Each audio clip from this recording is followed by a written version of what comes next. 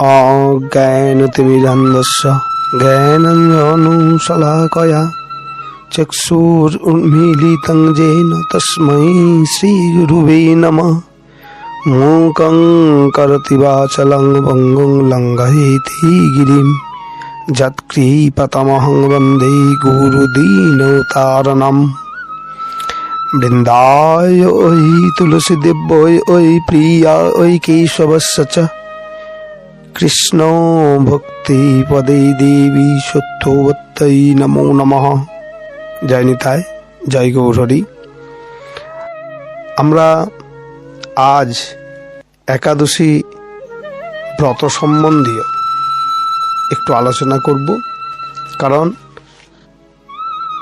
একাদশী ব্রত আমরা প্রত্যেকেই বিভিন্নভাবে পালন করি এবং বৈষ্ণব শাস্ত্রে যাহাকে সর্বৈবভাবে আমার গৌরহরি কলিযুগের প্রেমের ঠাকুর যিনি, তিনি আমাদের এই সংসারে প্রত্যেক জীবকেই এই একাদশী ব্রত পালনের কথা বলেছেন। কারণ ভাবের সাধনই হচ্ছে প্রধান, আর ভাবের সাধনকেই বলা হচ্ছে ভক্তির সাধন। অর্থাৎ ভক্তি সাধন করিলে জীব ভাব অর্জন করিতে পারে। ভাবের বৈশিষ্ট্য হচ্ছে কি, ভগবানের অস্তিত্বকে সামনে রেখে, ভগবানের সত্তাকে সামনে স্মরণ মনন চিন্তনের দ্বারা ভগবানের নাম গুণকীর্তনে ভগবানের রূপ মধ্যে নিজের দেহ মন ইন্দ্রিয়কে ভাসিয়ে যাওয়া, বা ভগবানের প্রত্যেকটি অস্তিত্ব যে আছে এবং ভগবানের সত্তার সঙ্গে জীব হৃদয়ের সঙ্গে সংপৃক্তিকরণের জন্য যে আভিমুখ্যতা, তাহাকেই এক কথাতে সহজ সরল ভাষাতে ভাব বলে বর্ণন করা হয়েছে। এই ভাবের অধিকারী কে? কারণ এই ভগবানেরই সৃষ্ট এই জগৎ সংসারে বহু প্রকারের জীব আছে। এই সংসারে আমাদের আসা যাওয়ার মূল উদ্দেশ্যের মধ্যে এই নরতনু অর্থাৎ মনুষ্য দেহধারী জীবই এই ভক্তির সাধনের মুখ্য অধিকারী। আর এই ভাবকে পাওয়ার মূল উদ্দেশ্য হচ্ছে এই নরতনু অর্থাৎ মনুষ্য জীবদেহের ভগবানের ইচ্ছাকে, ভগবানের যে ভাবটাকে পূর্ণতা প্রদান। জীবের অনাদি বহির্মুখতা দূরীকরণই এই ভাব সাধনের মূল বস্তু। জীব ভগবানকে ভুলে থাকার জন্যই তো বারে বারে নিজ নিজ কর্মের ফল ক্ষয় করবার জন্যই জন্ম আর মৃত্যু। কারণ কর্মের বৃত্তির ক্ষয় করিবার জন্য চায় আশ্রয় বা আধার। তাই মনুষ্য দেহটি হলো সেই আধার। তাই মানব জন্মকে শ্রী ভাগবতে দুর্লভ জন্ম বলা হয়েছে। দুর্লভ মনুষ্য জন্ম দেহিনাং ক্ষণভঙ্গুরৌ, শ্রীমদ্ ভাগবতের 11:2-29 শ্লোকে আমরা দেখতে পাই যে এই ক্ষণভঙ্গুর মনুষ্য জন্ম লাভ করা একান্তই দুর্লভ। যদিও এই মনুষ্য জন্মটি চিরস্থায়ী নয়।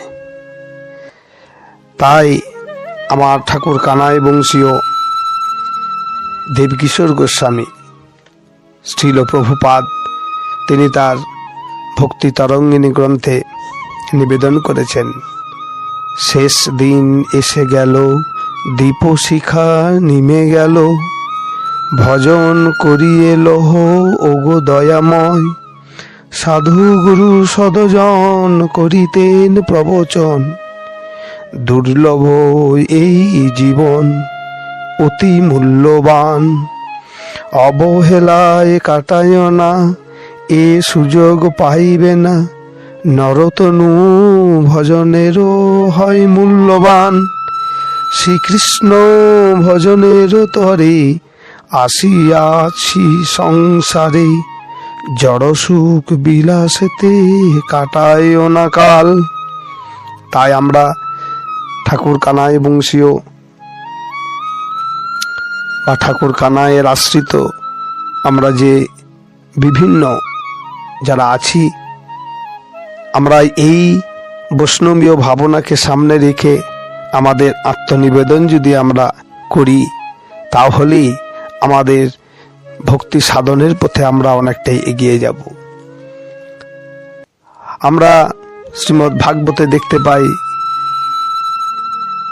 11, 20, 17 শ্লোকেতে নিদেহ মদ্দং সুলভং সুদুর্লভং প্লাবং সুকল্পং গুরু কর্ণোধরম ময়ানুকল্পেন নভস্বতৈরিতং পুমানভবদ্ধিং নৌ তরেত সো আত্মহা। নরতনই হইল ভজনের মূল। শ্রীকৃষ্ণ বলিয়াছেন, সুদুর্লভ নরতনু হইতেছে সংসার সমুদ্র উত্তীর্ণ হওয়ার পক্ষে সুদৃঢ় তরণীর তুল্য। গুরুদেবকে এই তরণীর কর্ণধার করিয়া সংসার সমুদ্রে পাড়ি দিলে শ্রীকৃষ্ণের কৃপা আনুকূল্যে রূপ বাতাস এই তরণীকে চালিত করিয়া অপর তীরে চিন্ময় রাজ্যে লইয়া যায়। এই সুযোগ থাকা সত্ত্বেও যে ভব সমুদ্র উত্তীর্ণ হইতে পারে না, সে আত্মঘাতী। জয় শ্রী তাই চাঁদ কি। সুতরাং এই নরতনু পেয়েছি আমরা অতি মূল্যবান। এই নরতনু পেয়েও আমাদের চৈতন্য সত্য থাকা সত্ত্বেও আমরা যে কৃষ্ণ ভক্তি রূপ, যে কৃষ্ণ ভক্তি যে সাধন না করি, তাহলে তাদের অবশ্যই আত্মঘাতী হওয়ার সামিল বলিয়ে শাস্ত্র ব্যাখ্যা করেছেন। তাই আমরা আমাদের ভক্তি সাধনই একমাত্র পথ। আর এই ভক্তি সাধনের জন্যই আমার গৌরহরি কলির জীবকে তিনি বললেন যে 64 সাধন প্রকারের কথা বললেন। তার মধ্যে এক সাধন অঙ্গ অবশ্যই একাদশী ব্রত পালন। এখন একাদশী ব্রত কারা করতে পারে, কারা করতে পারে না, এই নিয়ে এই সংসার জগতে বিভিন্ন জীবগণের মধ্যে সংশয় দেখা দিয়েছে। তাই আমরা বৈষ্ণব শাস্ত্র থেকে, আমরা লঘু ভাগবতামৃত গ্রন্থ থেকে দেখতে কিছু কয়েকটি লাইন বা কয়েকটি শ্লোক উল্লেখ করে আজকে তার সেই মীমাংসা করবার জন্য আমরা উপস্থিত হয়েছি। যদিও এই ক্ষণভঙ্গুর এই অধম অজ্ঞানী মূর্খ জীবের কোনো যোগ্যতাই নেই, তবুও আমরা সেটা চেষ্টা করছি। ব্রাহ্মণো ক্ষত্রিয় বিশং শূদ্রাণঞ্চৈব শোষিতম মোক্ষোদং কুর্বোতং ভক্তা বিষ্ণু প্রিয়তরং দ্বিজা। ব্রাহ্মণ, ক্ষত্রিয়, বৈশ্য, শূদ্র ও স্ত্রীলোক ইহাদের যে কেউ হোক না কেন, সকলেরই একাদশী ব্রত একান্তই পালনীয় কর্তব্য। ইহা বিষ্ণুর প্রীতিকর এবং এই ব্রত পালন করিলে মায়া বন্ধনাদি হইতে মোক্ষ লাভ হইয়া থাকে। সুতরাং কোনো জাতি বিশেষের কোনো কিছু নয়, কোনো নির্দিষ্ট শ্রেণীর এই ব্রত পালনের অধিকার আছে, আর কোনো নিচ জাতির বা অন্য কোনো জাতির অধিকার নেই। ব্রাহ্মণ, বিপ্র, জ্ঞানী, পণ্ডিতই এই একাদশী ব্রত পালন করিতে পারে তাহা নয়। এই সংসারে সকল প্রকারের, সকল জাতিরই, সকল বর্ণের, সকল আশ্রমিকই এই একাদশী ব্রত একান্তই পালনীয়। এই প্রসঙ্গে আরো একটি প্রশ্ন থাকতে পারে যে একাদশী ব্রত পালনকারীর ক্ষেত্রে কি কোনো বয়স সীমা আছে কিনা, কি বৃদ্ধ বয়স, কি কম বয়স, কি আবার এই সংসার সমাজে দেখতে পাই কেহ কেহ বলে শুধু বিধবারাই একাদশী করতে পারে, সধবাদের কোনো অধিকার নেই। কিন্তু শাস্ত্র বলছে তা নয়। 8 বৎসর হইতে 80 বৎসর কি বলছেন? অষ্টাবর্ষাধিক মর্তে অপূর্ণ শীতিবৎসরা একাদশমুপবসেত পক্ষয় ও রুভয়োবপি। অর্থাৎ 8 বৎসর হইতে 80 বৎসর বয়স পর্যন্ত সকলের পক্ষে সে একাদশী ব্রত একান্তই পালনীয়। কোন নির্দিষ্ট বয়সের ক্ষেত্রে এই ব্রত পালনের নির্দেশ নাই, সকলেই এই ব্রত পালন একান্তভাবেই করা কর্তব্য। তাই আমরা এই সমাজের যে সকল ছোট ছোট প্রশ্নগুলো ছিল বা যে সকল মনের ভিতরে সংশয়গুলো ছিল, এই শাস্ত্র বাক্যের মধ্যে দিয়ে আশা করা যায় আমাদের সেই সংশয়গুলো দূরীভূত হবে। আর এইটুকু সময়ের মধ্যে যেহেতু এত কিছু, সকল কিছুই, কারণ এই একাদশী ব্রত প্রত্যেকটি ব্রতেরই নিজস্ব একটা বিধি বা নিয়ম আছে। সেই বিধি বা নিয়ম এইটুকু সময়ের মধ্যে সর্বপ্রকারে সকল বিধি নিয়মকে উপস্থাপনা করা এই অজ্ঞ জনের বা এই অধমের ক্ষেত্রে সম্ভবপর নয়। আমার কানু ঠাকুর যদি কৃপা করেন, পরবর্তী সময়ে আমরা এই আরও একাদশী ব্রত সম্বন্ধীয় কিছু যে বিধি নিয়ম নীতি আছে সেগুলো আমরা বলবার চেষ্টা করব। জয় নিতাই, জয় গৌর হরি, জয় শ্রী ঠাকুর কানাই প্রভু কি। প্রতিটি একাদশেরই পৃথক পৃথকভাবে আমাদের এই সংসারের জীবের কি মুক্তির জন্য পৃথক পৃথক মাহাত্ম্য সংযুক্ত আছে।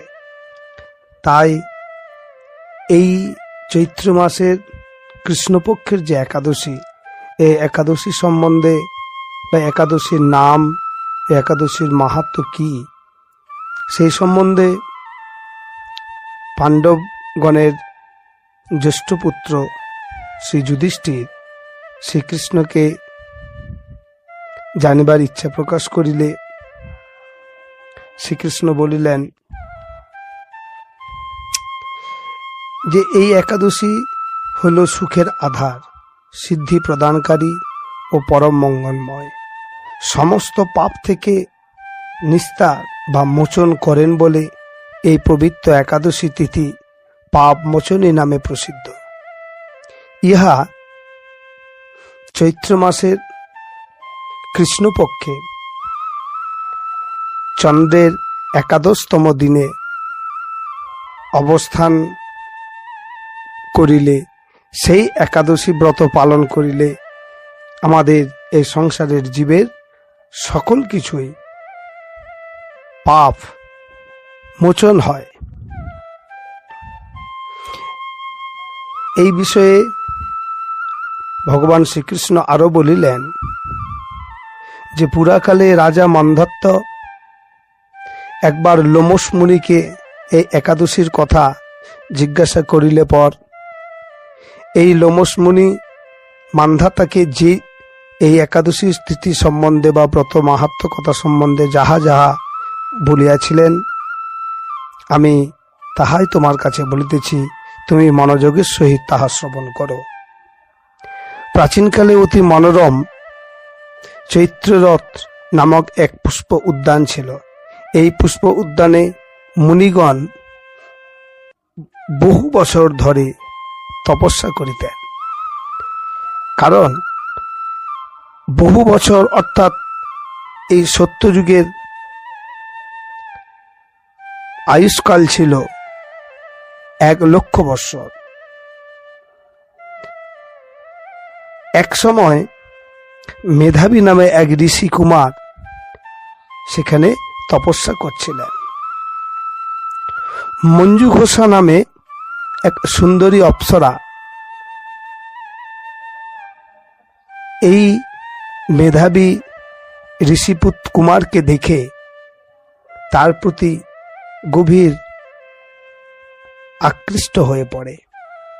কিন্তু যেহেতু সত্যযুগের প্রত্যেকটি ঋষি মুনি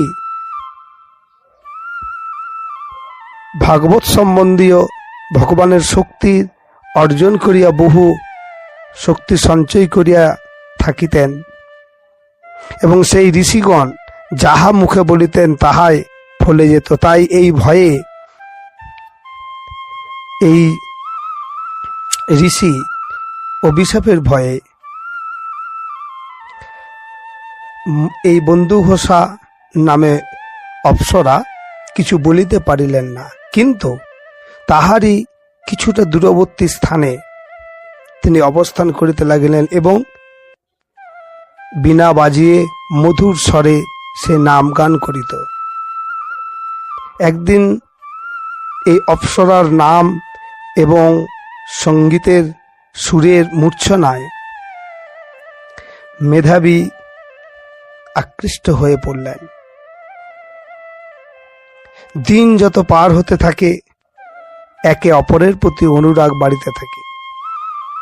পরিশেষে মেধাবী তার পূর্ব সংস্কার ও সাধন ভজন বিস্মৃত হয়ে গেলেন এবং এই অপ্সরাকে নিয়ে দীর্ঘদিন দিনযাপন করিতে লাগিলেন।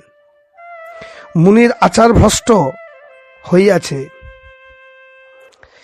এবং এই দেবলোকে নির্দিষ্ট সময়ে মঞ্জু ঘোষাকে ফিরে যেতে হবে, কিন্তু মুনির অভিশাপের ভয়ে এই মঞ্জু ঘোষা অপ্সরা কিছু বলিতে পারিলেন না। মুনিবর বলিলেন, তুমি তো এই সন্ধ্যাকালে আমার কাছে এসেছ, তুমি কাল প্রভাতকাল পর্যন্ত থাকো। এই মুনির অভিশাপের ভয়ে অপ্সরা আর যাইতে সম্মত হইলেন না। তার পরের দিনে প্রভাত হইলে পর এই সন্ধ্যা এবং প্রভাতের মধ্যে যে আমাদের এই কলিযুগের মনুষ্য জন্মের যে আয়ুষ্কাল, সে আয়ুষ্কাল হচ্ছে 55 বৎসর 9 মাস 7 দিন। এই দীর্ঘ কাল অপ্সরার সঙ্গে থাকার পরেও মেধাবীর কাছে এই অপ্সরার সঙ্গ যেন অতি সামান্য সময় অতিবাহিত বলিয়া মনে হইল। প্রাতঃকাল উপস্থিত হইলে পর অপ্সরা ফের নিজ গৃহে যাইবার জন্য অনুমতি চাহিলে মুনি ক্রোধান্বিত হইয়া শাপ প্রদান করিলেন যে তুমি পিশাচী হও।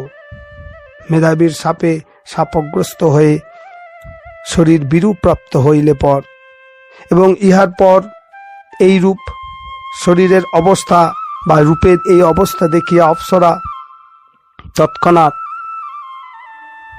বিনীত স্বরে মুনিবরের নিকটে এর উপায় জিজ্ঞাসা করিলেন। মুনিবর বলিলেন যে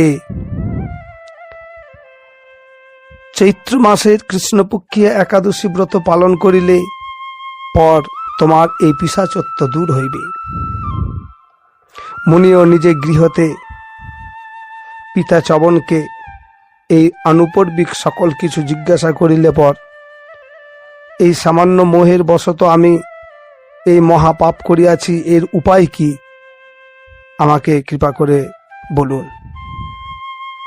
এই মহাপাপ থেকে উদ্ধারের উপায় চবন মুনি বলিলেন যে চৈত্র মাসের কৃষ্ণপক্ষের যে একাদশী, তাহা যদি শ্রদ্ধার সহিত কোনো হরি মন্দিরে রাত্রি জাগরণ করে হরি কথার মধ্য দিয়া এবং উপবাসের সহিত এই দিনটিকে পালন করে তাহলে তার সমস্ত পাপ মোচন হয়। এই পাপমোচনে একাদশী আমাদের জীবের সকলকেই পাপ করার জন্য যে মানুষের মন, সেই মনটাকেই অর্থাৎ ভালোর দিকে নিয়ে যায় বলেই এই জীবের পাপ স্পর্শ করে না। তাই এই পাপমোচনী একাদশী অতি পবিত্র এবং অতি সুন্দর। যদিও প্রত্যেকটি একাদশী আমাদের কোনো না কোনো একটি আমাদের এই দেহগত যে অপকর্মের প্রভাব, যে গুণ, সেই গুণগুলোকে বিলুপ্ত করে দেয়। তাই শুধু এই একাদশী নয়, প্রতিটি একাদশীর দিনেই আমাদের সকল জীবকেই এই ভগবান শ্রীবিষ্ণুর এবং আরাধনা এবং ভগবান শ্রীকৃষ্ণের 16 নাম 32 অক্ষর আমার গৌর সুন্দরের দেখানো পথকে আশ্রয় করেই এই দিনটি পালন করা একান্তই কর্তব্য। তাই আমরা সকলে মিলে ভগবান শ্রীকৃষ্ণের, আমার গৌরসুন্দরের সেই মহামন্ত্র আমরা এই হরিবাসরকে সামনে রেখে প্রত্যেকেই নামের গুণকীর্তন করব। হরে কৃষ্ণ কৃষ্ণ কৃষ্ণ হরে হরে, হরে রাম রাম রাম রাম হরে হরে, হরে কৃষ্ণ কৃষ্ণ কৃষ্ণ হরে হরে, হরে রাম রাম রাম রাম হরে হরে। জয় গৌরসুন্দর কি জয়, নিতাই চাঁদ কি জয়, কানু ঠাকুর কি